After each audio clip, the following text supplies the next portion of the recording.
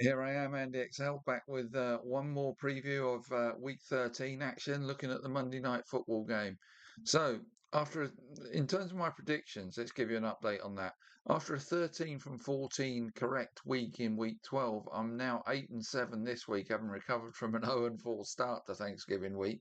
I'm very happy about that. Now that puts me on 68.5% correct for the season, as I strive to get north of 70%.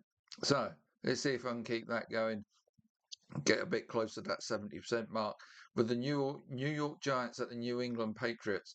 Now, the Patriots come into this game tied for top spot in the AFC with the Broncos following the Broncos Sunday night football overtime win over the Commanders.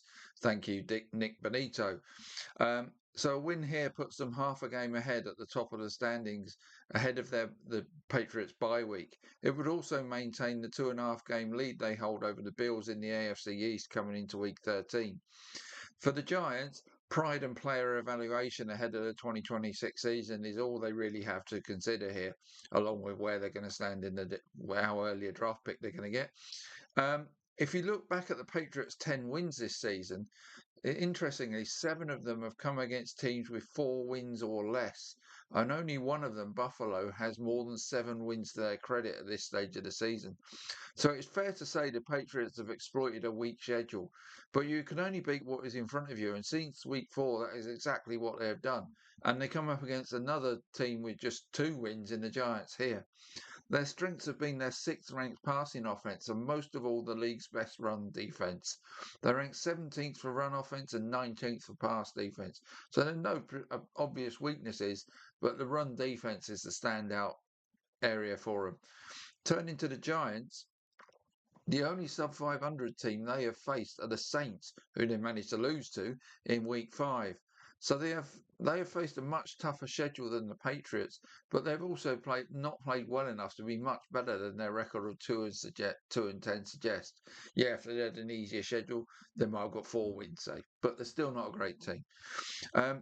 They have a more than decent offense, though, ranking 17th for pass offense and 6th for run offense.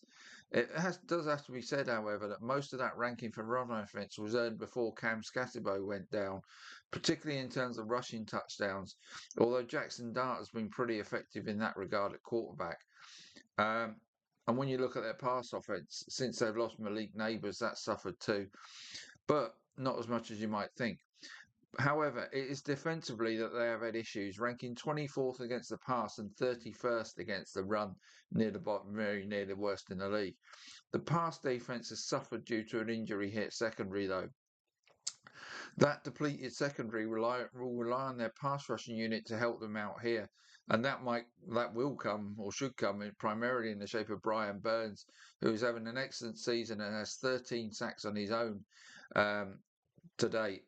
But missing Kayvon Thibodeau in this game will not help their cause in that regard. So the Pats should have joy in the passing game, and their mid-ranked round attack could also thrive against the lowly ranked Giants' run defense. Having said that, their O-line is still a cause of concern, and maybe more so now without Will Campbell and Jared Wilson for this game. And with the Patriots having given up the lowest yardage on the ground to opposing running backs and just 3 touchdowns to them all season, it could also be the case that the Giants' ground attack may struggle here too, meaning Jackson Dart and his receivers will need to have a huge game for them to shock the Patriots here. And if Dart has picked up the slack left by Scatterbo in terms of scoring rushing touchdowns, there is further bad news for the Giants, as the Pats have allowed just 1 rushing touchdown to opposing quarterbacks this season.